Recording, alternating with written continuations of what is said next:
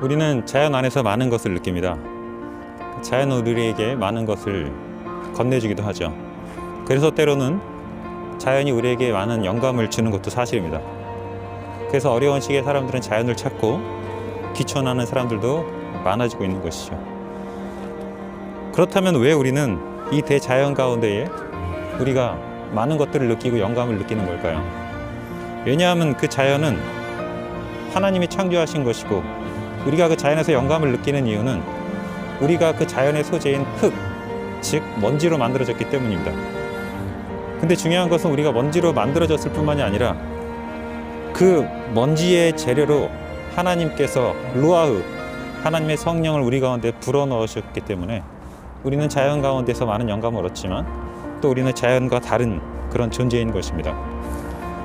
그런데 사람들은 똑같은 자연을 느껴도 어떤 사람들이 이 대자연 가운데에 우연히 만들어진 것이라는 가정 아닌 가설을 세웁니다. 많은 과학적 법칙들을 세워서 이 자연이 우연히 만들어진 것이며 이것은 하나의 자연의 법칙에 의한, 생존 법칙에 의해 만들어진 우주라고 말합니다. 근데 이게 과연 타당한 걸까요?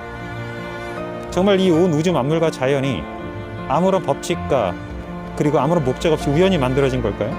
그럼 우리는 어떻게 이렇게 조화로운 우주 가운데 지구라는 이 별 안에서 살아갈 수 있는 것일까요? 모든 것이 준비된 것처럼 말이죠. 그렇게 우연히 만들어진 세상 안에서 사람들은 의미와 목적을 찾고자 합니다. 왜냐하면 사람들은 의미와 목적 없이는 살아가지 않기 때문이죠. 내가 이 세상에 보내진 이유, 그리고 내가 살아가야 하는 이유를 우리는 이 우연히 만들어진 우주 가운데서 찾아가고 있는 불쌍한 생명체인지도 모릅니다. 많은 과학자들, 특히 과학자들의 3분의 1이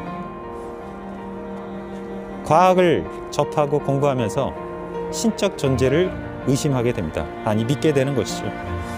하나님이란 존재는 믿지 못하겠지만 이 하나님의 만드신 자연 만물의 오밀조밀한 이 법칙들을 보고 그들은 신적 존재를 생각하게 된다는 것이죠.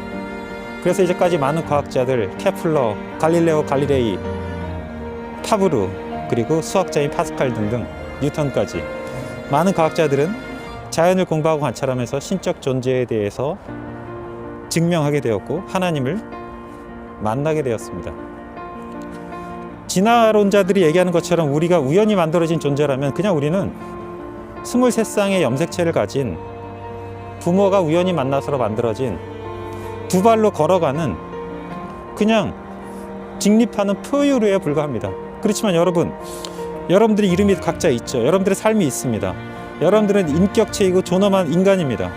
근데 여러분들은 단지 23개의 염색체를 가졌고 3쌍의 염색체를 가졌고 30개 조의 세포를 가지고 있는, 그 세포가 200여 개의 조의 종류에 불과한 그런 하나의 포유류인가요? 우리는 누구나 자신을 그렇게 부르는 걸 원치 않습니다.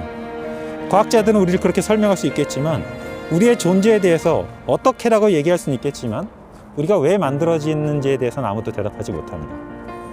그래서 똑같이 이 만들어진 광활한 자연 만물을 보고 어떤 사람들은 하나님을 찾고 어떤 사람들은 하나님을 부인하게 이르려는 것이죠. 그렇다면 여러분들은 어떻게 살아야 될까요? 여러분들이 만약 이 거대한 우주 가운데 우연히 만들어진 직립보행하는 포유류에 불과하고 우연한 자연 법칙에 의해서 살아가는 의미 없는 존재라면 여러분들이 삶에서 어떤 목적을 발견할 수 있나요? 왜 공부해야 되며 왜 소명의식을 가져야 될까요? 하지만 우리는 분명히 알아야 될 것은 우리는 하나님이 이 땅에 의미 없게 보내진 우연히 만들어진 존재가 아니라 하나님이 이 자연이라는 재료를 통해서 하나님의 형상을 부여한, 하나님의 영을 부여한 존엄한 하나님의 형상을 닮은 인간이라는 것입니다. 집에 있는 강아지가 간식을 달라고 꼬리를 치며 울먹이는 눈동자를 봐도 우리는 그 강아지의 눈동자 안에서 존재의 의미를 찾습니다. 하물며 하나님의 형상대로 창조한 인간이 아무런 존재의 의미와 목적 없이 소명의식을 살아간 채 살아간다는 것은 그것은 거짓에 불과한 것입니다.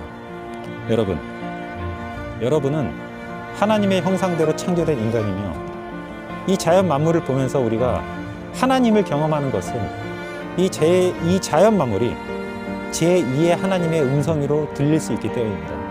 이 자연 만물은 우리에게 말하고 있어요.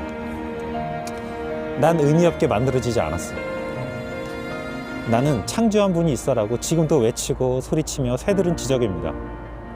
그런데 여러분 어떤가요?